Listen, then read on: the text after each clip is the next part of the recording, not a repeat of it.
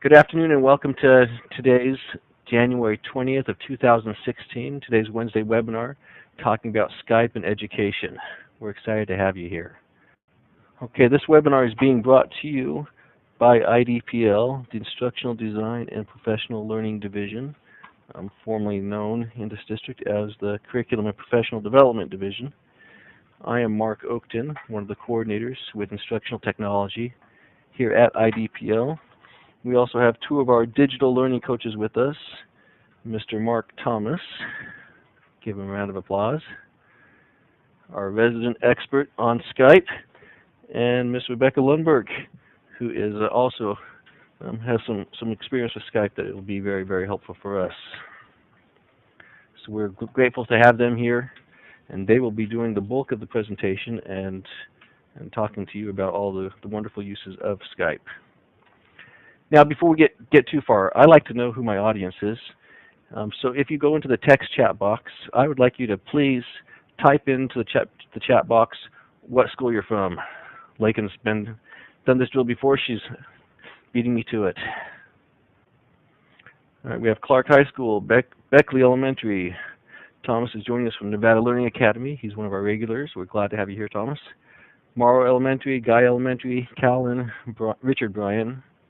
Heather's here from Curriculum Engine at IDPL. Glad to have you, Heather, just around the corner from me.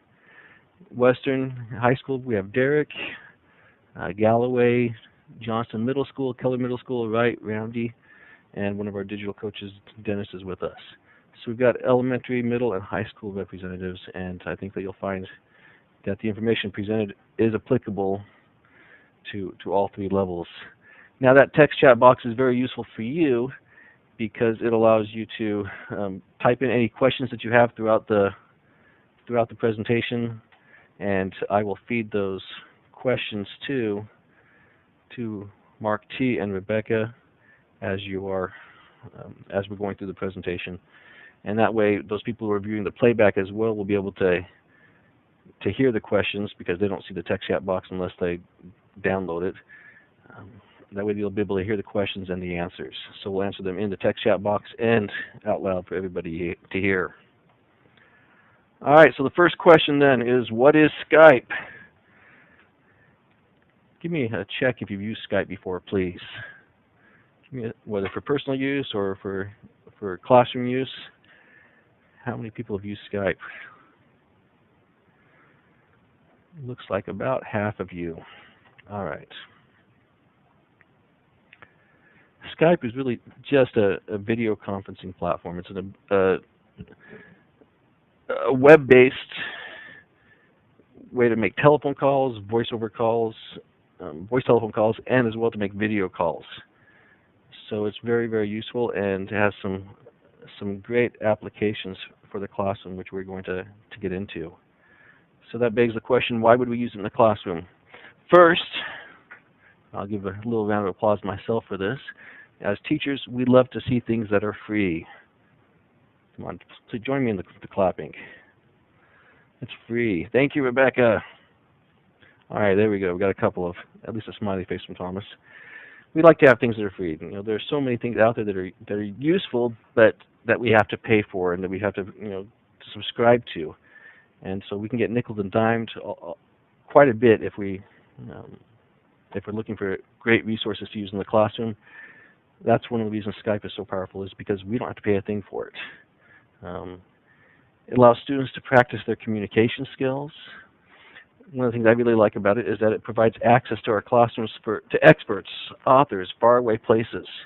We can communicate with people half a world away. We can communicate with classrooms on the other side of the country. And we can really open up the world to our students, and that thereby increasing that global awareness that so many of our students haven't seen anything really outside of Las Vegas and Southern California. And this allows us to open up those doors and let them see that people live a little bit differently than we live here. Now, what do I need to do a Skype session? All you need is a computer with internet access, which you all have. a USB webcam, something that allows you to show yourself, like I'm doing right now. Hello. The video that won't be in the playback. You won't see me there. You need a microphone so that you can speak, and a set of classroom speakers. Having a headset won't work in the classroom setting because that only allows one person to hear the conversation. If you have speakers for your computer, then your entire class can hear the conversation. All right, with that said, let's get into how we use it in the classroom a little bit, and I'll turn it over to Mark Thomas.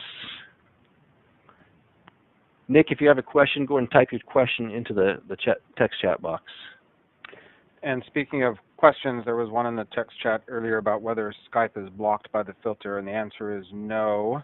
Skype is not blocked by the filter. Yay! It's something that actually gets through. So you can download the software that you need to install and run on your computer, plus you can run the Skype sessions without being blocked by the filter. Marco, correct me on this, though. You can do a lot of what we're talking about tonight. We're talking specifically about Skype, but you can also do some of these similar activities with Google Hangouts. And if I'm not mistaken, Google Hangouts is not blocked by the filter either? That is correct. Yes, some of the same things can be done. Google Hangouts hasn't been around as long as Skype, and so it's not as established with as far as the practice side of it. So there's some of the resources that we have to access authors or experts through Skype I haven't seen yet with Hangouts. Correct. Yeah, that's true. Okay.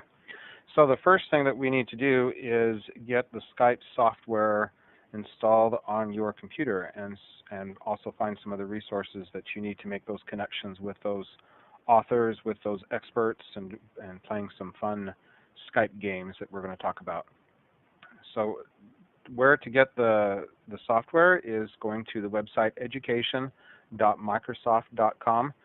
Skype used to be an independent product but was purchased by Microsoft, and so now they own it and run it. So we head out to their website, and so I'm going to do a app share and show you kind of the website.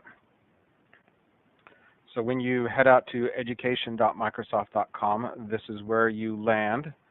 In order to get started, you need to create an account. Again, it's all free. You can, if you're one of those teachers who purchased and downloaded the Microsoft Office Online products that you could through the district for like $10 or something like that, you've already got a Microsoft account, and that will work. Or if you've got a Twitter or Facebook account, that will also work to get into the site. Or you can create a Skype-specific account to get into that site, and all of those accounts will get you logged into here. You cannot use your Google account to get into Microsoft's website, though. Haha. So you get into the site. This is the main page. This is kind of a portal for all of Microsoft's education products, how to use their products in the education world, things like that. So you're going to find a lot of other things that you may not be interested in. Just briefly going through some of these tiles that we see here.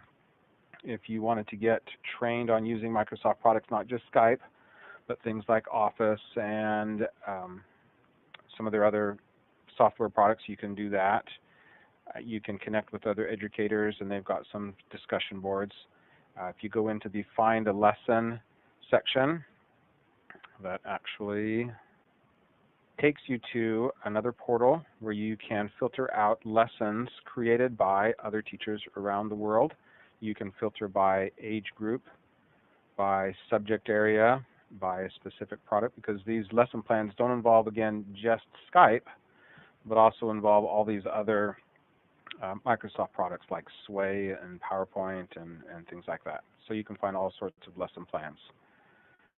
What I like to do, because we're talking about Skype today, what I like to do to find my Skype-specific lessons and ideas and things is to go up to the Products tab and scroll down to Skype. And that narrows it down to just my Skype information. We're going to go through and talk about some of these and walk you through how to find some of these resources. But this is where you can go to hook up with other classes, play Mystery Skype, find and book a guest speaker, and hook up with some virtual field trips. So that's basic how you operate the website, move around through that. And so we're going to go back and look at some of the specific activities that you can do. So we are going to turn it over now and talk about virtual field trips, and that is going to be Rebecca. Hi, everybody. Let me jump in really fast, if that's okay. Mark, there's a question from Janice that asked, do we need to get permission from the admin at our schools? Do you want to address that, and then I'll add a little bit to it? I think that you should always keep your admin in the loop. Part of the concern with something like Skype is that you are exposing your students out there on the video, so they're being seen. So there's that whole AUP access, parent concerns about their kids being exposed and things like that. So it's a good idea to always keep your admins in the loop. Probably give them a heads up of the kinds of activities that you're going to do, but along with any other lesson plan, I'm not sure that you need to let them know of every single lesson that you're doing that involves Skype. But I would also do it. I've invited administrators to come in as well and observe while we're doing the Skype activity, just so they can see some of the cool stuff that we're doing. Gives you, kind of bonus right there. And to add to that a little bit, as you invite your admin in and let them know that what you're doing, tie it to the NEPF, looking at, Instructional Standard 3, engage in meaning making through discourse and other strategies. Think about how the meaning making that could occur through having this, whether it's a mystery Skype where you're, having a conversation with somebody in another state or another country, or if it's the meaning making that's established through talking to an author about the work that they've written. I think that this definitely fits in there nicely with the NEPF, and you can show your admin, hey, this is how I'm reaching this standard on the NEPF, and make that connection for them. Again, keep them in the loop. Yeah, I guess, Mark, the emphasis should also be on the fact that the AUP is signed and the media release is signed, because it is possible to record Skype sessions and you don't know if the party on the other end is recording, and having those two documents in place kind of covers you for everything. Definitely. And if someone, if there's a student that hasn't agreed to that media release, you'd want to strategically place them in the periphery of the classroom, somewhere where the video does not catch them. Okay, back to Rebecca. Hi, everybody. Today I'm going to show you how you can use Skype to take virtual field trips and conduct visits with authors and experts into your classroom. Some of the benefits of virtual field trips is it's a great way to introduce students to the world around them. Not many of our students have that opportunity to go outside of Nevada. Recently, Google Expeditions came out to our district and did some of these cool virtual field trips with the students, and it was awesome. The students were 100% engaged. So doing these virtual field trips through Skype will engage your students, and it also supports, like Mark said, your NEPF, and it supports the standards that you are teaching. So I am going to go back to that website that Mark T. was sharing with you, and I'm going to show you how you can find a virtual field trip and sign up for one. And if you have any questions as I'm talking, feel free to go ahead and type them in the text box.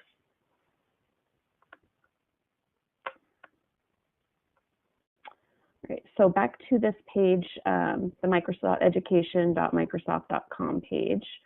Once you create your profile, if you click on the virtual field trips, let me go ahead and open that.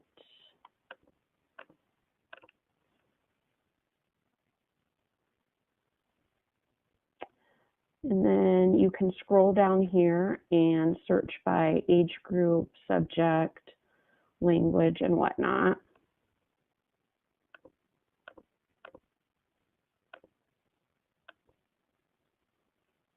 And then these are all the virtual field trips that Microsoft has loaded on here. If you click down below at this tab, you'll get more.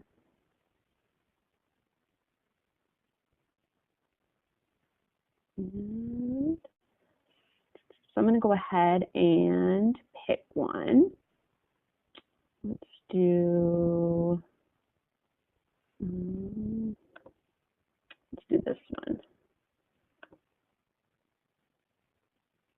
So once you click your virtual field trip, it kind of gives you when it was posted, when it expires, and it gives you some information here about the field trip.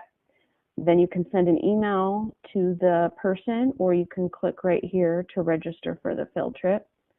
If you scroll down further, you'll see some images, a little video that you can show the kids who is providing the Skype session for you, the virtual field trip, people that have registered for it, and all the way down you can kind of see comments or conversation about the field trip, so you know, like, good work, very good. So this would be one that I would be interested in because it has some good reviews. So once you want to register, if you go ahead and click on the Register tab,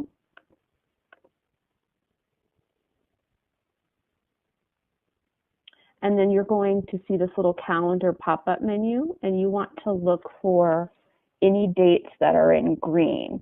Those are the ones that are available. So as you can see, this particular session doesn't have any availability. So they haven't posted any dates yet.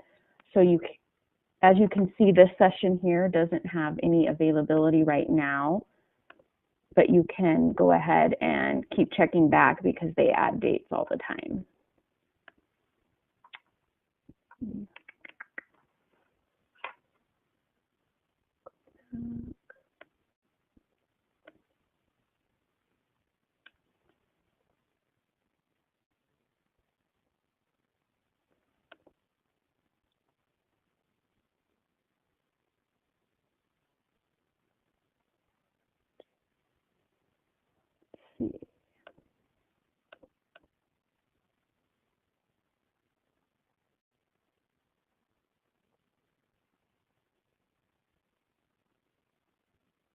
All right,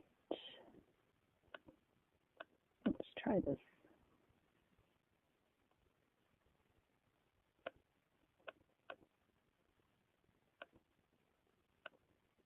All right, so here's one where you can see that they have availability.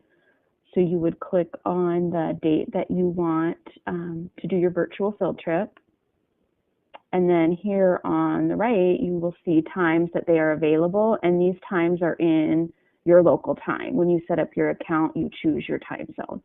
So you would pick the time that works best for you, and then you would go ahead and hit submit. And then within 3 days, you will get an email confirming your Skype session with directions on what you need to do and whatnot. For this particular one, they actually give you a little activity to do prior to the lesson, to the Skype session, as well as some videos that you can share with the kids as well beforehand. So this site, go ahead, did you have a question, Mark? Somebody asked in the text chat, there was 2 questions. One was about the age groups, if there was something available for preschool. And if I'm not mistaken, when you go to the filter, you can filter clear down to ages 3 through 5. Yes. Can you guys see that? Yeah, so there's some Skype activities, virtual field trips you can take clear down there. Also, the question was asked about that first example that you showed us. There was no available dates posted, and they were asking about whether you should email the person to see if they have something available. And I believe that that's good practice, that if you don't see something readily available, to go ahead and email the organizer of that Skype, and they can probably accommodate. Yes, definitely. Some of the people that organize these Skype sessions say they're updating their dates of availability all the time, so it's definitely worth an email. They probably just didn't post it yet, so definitely worth checking out.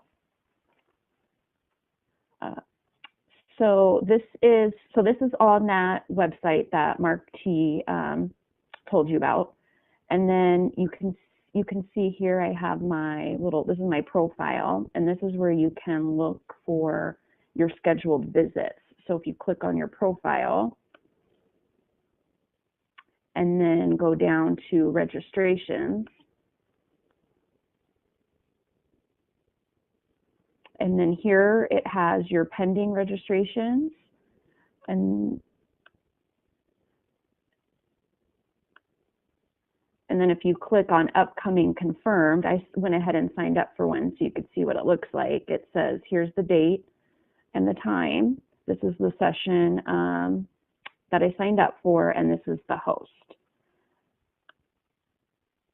And then if you click view, just a little bit more information. And then what happens is the host will also send you an email with information about their Skype login name so you can add them as your contact.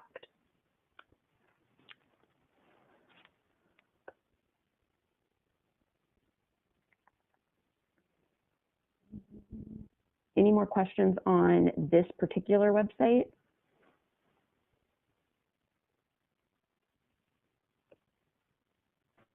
No, there's none in the text chat. Thank you, Mark. I can't see my little text chat because it's covered up. Thank you. All right. Another website that has some great resources is this Virtual Field Trips website.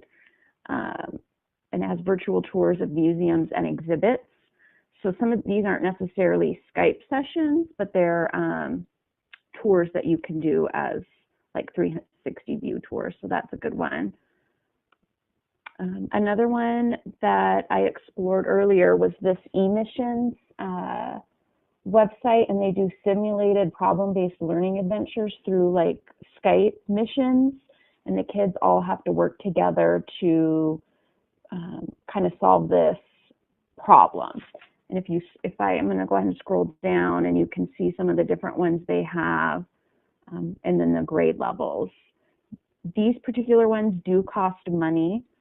It depends on which mission you sign up for and how many teachers at your site sign up for it, but it's probably cheaper than a field trip, and they're really cool. And they have videos and whatnot that you can explore on here. Mark T. shared this website with virtual field trips for the Boston Tea Party Revolutionary Experience. These ones do also cost a little bit of money, but again, it's worth it considering you don't have to go anywhere and pay for buses, and if it meets your standards in NAPF, you can hopefully get your administration maybe to pay for it for your school. And you also get free lesson plans to go along with these Skype experiences.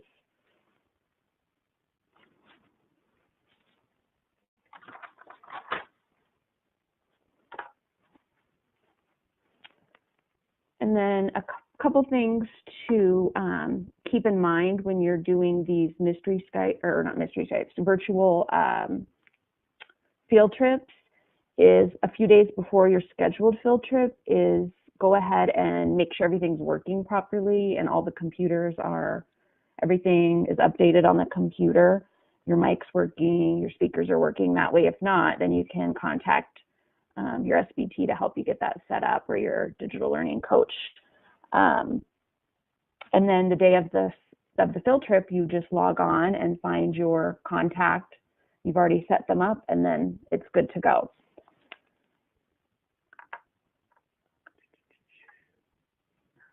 Next, I'm going to share with you guys another way you guys can use Mystery Skype. I keep calling it Mystery Skype, but it's Skype, is for author visits or expert visits. This website is in the agenda. I think you'll be able to access the links. You will see here some authors that offer free Q&A sessions with classes. This particular author has all her books here.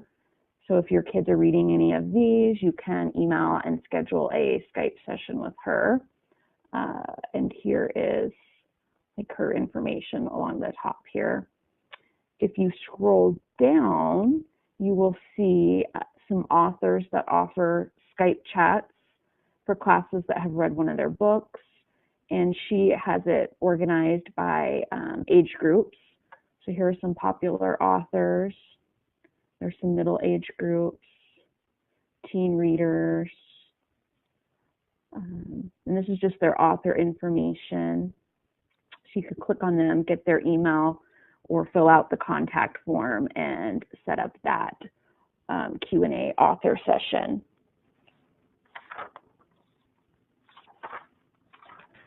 Rebecca, can I jump in on her as well? Yeah. On hers, in February, there's a global read aloud day. I forget what day in February it is, but it's a global read aloud day where they encourage people to hook up with other classrooms and read books out loud to each other. And if you go out to Kate Messner's website there, she's got some articles and blog posts up there where she has scheduled some authors who are willing to participate on that particular day. So it's an awesome opportunity, whatever day that is in February, to have an author speak to your class for a couple of minutes. That is awesome. And it also goes along with, I think we have Nevada Reading Week sometime in February or beginning of March. So that might be something you could do with the Skype, is getting some people to read books through Skype to your class for Nevada Reading Week. The question was asked in the chat about costs. This particular website that we're looking at, Kate Messner, is a list of authors who specifically will do Skyping for free. Yes, there are some authors who will go out and they will charge, but this particular site lists those that will do it for free. The other websites that you showed, there was a cost involved in those virtual field trips, right? Yes, not in the Microsoft website has the free ones. The eMissions one, there was some cost, and then the Boston Tea Party one, there were some cost for those ones. But if you just look around, even just on Google, and look for virtual field trips, there's so many options out there that are available for free. So this is your author, again, your author Skype. These are just some options. Kids can also create like interview questions beforehand to ask the author. Authors might also maybe read a passage of their book, if it's like a chapter book, or read the picture book to the kids, which is really cool. Kids get excited about that stuff.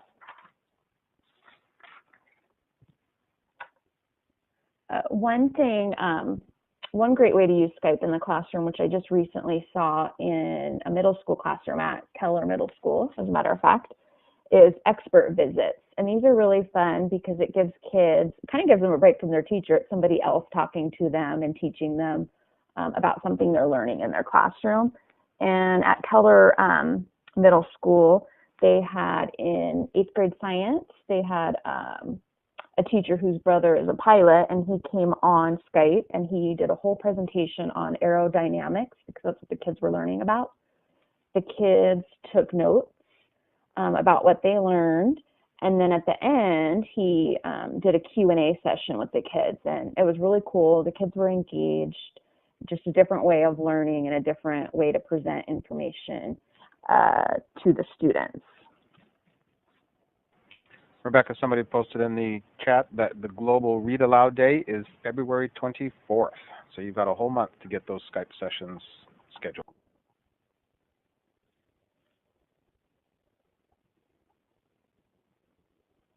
Awesome, thanks. And then another way to use Skype, and Mark will kind of talk a little bit more about this, but I found this ePals website where you can connect with other teachers that are using Skype. You do have to create a free account and fill out a profile, and then that gets approved. And then you can filter what you're looking for here along the left, and then you can connect with other teachers all around the world. And this is a great opportunity for kind of like pen pals, but ePals, so you're kind of learning about cultures and how students in other countries are learning. Some great ways I've seen these types of things used with Skype is performances. In my middle school class last year, we did a performance where students had to do monologues. So the class on one end would perform the monologues, and on the other end, the students that were viewing, they would kind of rate their performance, do like a kind of like a peer feedback form. And so that's a great way to connect with students, even in, it doesn't even have to be, it could be right here in Las Vegas, which that's what ours was. It was in Las Vegas with another school. So those are some ways that you can use Skype in your classroom to just connect with other teachers around the world and bring some technology integration into your classrooms.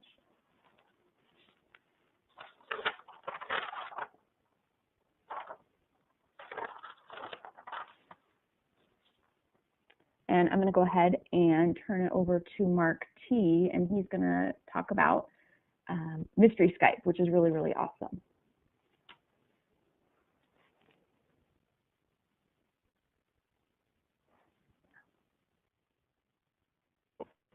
Okay, Mystery Skype is one of my most favoritist activities to do with students. If I could spend my whole work day just going around the district and doing these Mystery Skypes with students, I would be the happiest man alive, because it is a blast. Kids love to do it. So what is a Mystery Skype?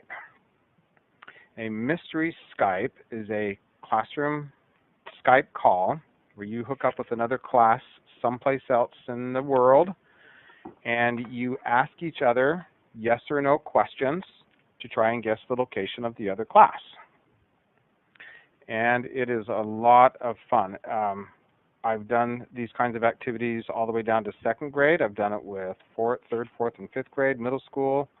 It might be doing those kind of geography kind of questions might be kind of difficult for younger kids like kindergarten, first, and preschool. So there's some variations on this that you can do.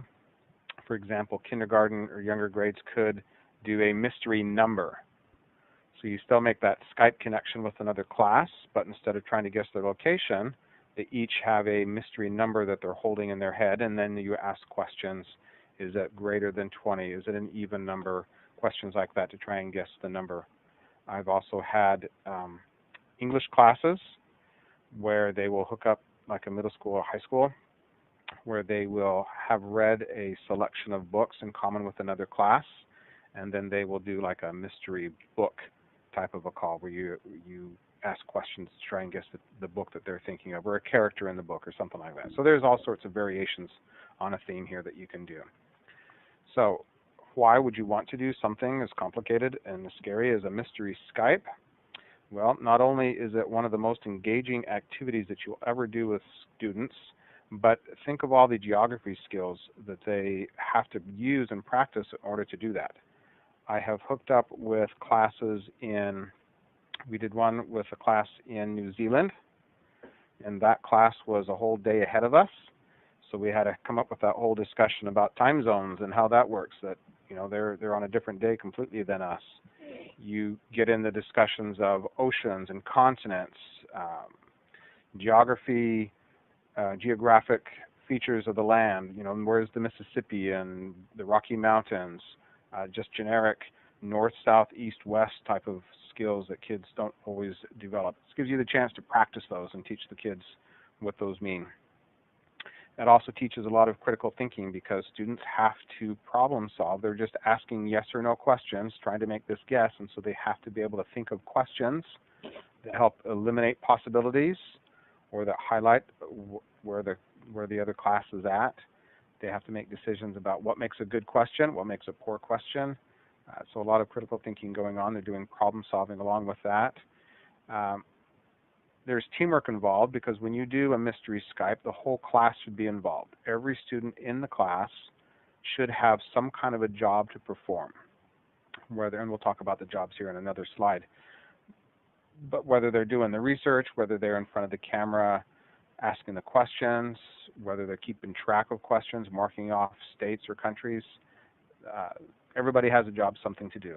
And again, the engagement, I can't emphasize that enough. I've worked with classes where every student is on task, and the entire class is dead silent as they listen to the next question and the next answer, so they know where to guess next. And so it's just highly engaging activity to do. So some of the jobs that your students could have working together as a team. So you've got a camera in your classroom, so you need somebody who's going to be your official class greeter to welcome the other class into your room. You've got questioners who are going to ask the yes or no questions to the other class, and you've got the answerers who are going to answer the questions that are being asked to your class.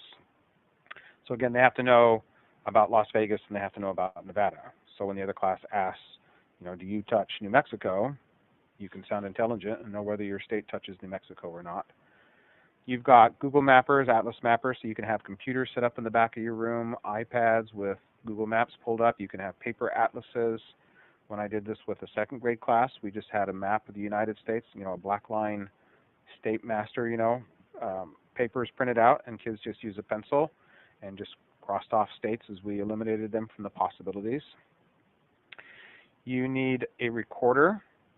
What I've done to record the questions that you are asking the other class so you don't repeat yourself, and the answers. So I take like butcher paper and I'll hang it on a wall and then give a kid a marker and have them write down the questions and the answers so that we can refer back to them and see, did we already ask this question or what makes sense to ask next, type of a thing. It's also nice to have a runner who goes between the different groups to pass on information, because sometimes kids get so involved in the looking up of states and looking on the maps that they're not really paying attention and they miss the answer or something like that. So the runner kind of helps that communication flow. And then you've got a group of kids who are your thinkers. They're the ones that are using all the information given to figure out what's the next question that we could ask to guess where they're at. And now optionally, if you have if you keep a class blog or you have a class website where you post photos or information and stuff, you can have a blogger and a photographer who goes around and kind of documents the whole event. A lot of fun. So where do you find these classes to hook up to?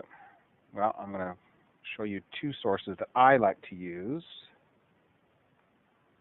I'm going to head back out to our education.microsoft.com website, and we go to that products Skype page, and this is where we end up.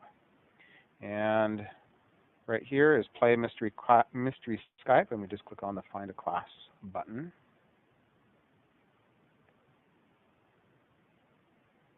And as it quickly loads, we can find again classes that deal with different subjects. So if I was a math teacher, I could find something like that, different grade levels, so you get the right grade to match yours. You can even do certain countries. Again, I found somebody in New Zealand that I could Skype with. Time zones matched up. We've Skyped with somebody in Venezuela. We had some people in Canada. You're not going to be able to Skype with every country in the world just because of how time zones work, but you can get quite a few. And so this is a good place to go through and check on these people. And you would just go into their profile, and it sends out an email to that person and say, hey, so-and-so is requested to do a mystery Skype, and then you can make that connection and coordinate that time and the day that you're going to do it. Another place that I like to use, actually my personal favorite, is actually out on Twitter. If you are a Twitter user, if you're not a Twitter user, you should be, because Twitter is a great resource for educators to expand your PLN. But there is a hashtag out on Twitter called Mystery Skype, and teachers, it's very active. Teachers are always putting out requests for other classrooms to hook up, or they're reporting on some successful Skype sessions that they've had. So I'm just going to scroll through here and show you a couple of examples. This is from today's little Twitter feed. So you can see that some teachers post up some pictures that they've taken. This is a first grade class actually trying to do a mystery Skype, looking for some feedback on how to best do that with their kids. Other teachers thanking each other back and forth for their mystery Skype. I wanted to show a few down here. Here's a teacher who is looking for a class in South America that she can mystery Skype with. She has a Spanish-speaking class here in the U.S. and is looking to to Mystery Skype with a Spanish-speaking class in South America. I found a ton of, in fact, just today I've hooked up with 2 5th-grade classes to schedule a Mystery Skype on the 28th with some schools that I work with. So there's all sorts of grade levels, all the way up into high school, middle school, as young as kindergarten, looking for other classes to hook up with. So this is a great place, great resource to find those. Mark T., there's a question from Janice that she asks, is this regulated anyway, and have there been any Are the Mystery Skypes themselves regulated? issues? Well, let me get back out here. So in the Mystery Skype itself is not regulated. You, the teacher, are making that connection with another class. So you just have to use whatever judgment you have there in terms of who you're speaking with and the grade level, trying to match your grade levels. I wouldn't suggest a 2nd grade class trying to Skype with a 7th grade class or anything like that. And I have yet, so this is all controlled within the class environment with you, the teacher, there present, monitoring what students are doing, participating in it, kind of being a facilitator to the whole experience for them. So I have yet to hear of any issues or anything like this. In fact, every administrator that I've ever talked with about this has always been all gung-ho, making these global connections with students. There's some classrooms out there that are trying to Skype with a class from all 50 states. And so they're doing 50 Mystery Skypes throughout the year, making all those kinds of connections. There's some who, I've even heard of classes who will try to do a 24-hour Skype where they're every hour of the day. I don't know how they get permission to have students there after hours or whatever, but for every hour of the day, they try to have a new class that they Skype with someplace around the world. That way they're catching all time zones in every place. So lots of different ways, lots of different variations on it. Are there any other questions? All right, Mark O., I think we'll turn this back over to you for some closing remarks. All right, thank you, Mark and Rebecca. We appreciate your insights into using Skype. Again, as you are exiting the webinar, if you have questions, go ahead and stick around, and we will take those questions, and we'll answer those. Let me go back here. If you want support in doing this with your classes, please contact the digital coach assigned to your school, or contact myself, Mark Thomas, or Rebecca Lundberg, any of us, and we'll be glad to provide any assistance as you do this. Sometimes it can be a little bit scary doing something for the very first time, so we can definitely help you out with that. If not, please make sure that you exit by clicking on the red X that says exit in the top right-hand corner. We appreciate your time and taking the time to join us today for our Educational Skype Wednesday webinar. Let's give Mark T. and Rebecca a big round of applause. Thank you, and have a wonderful rest of your day. I'm going to go ahead and stop the recording right now.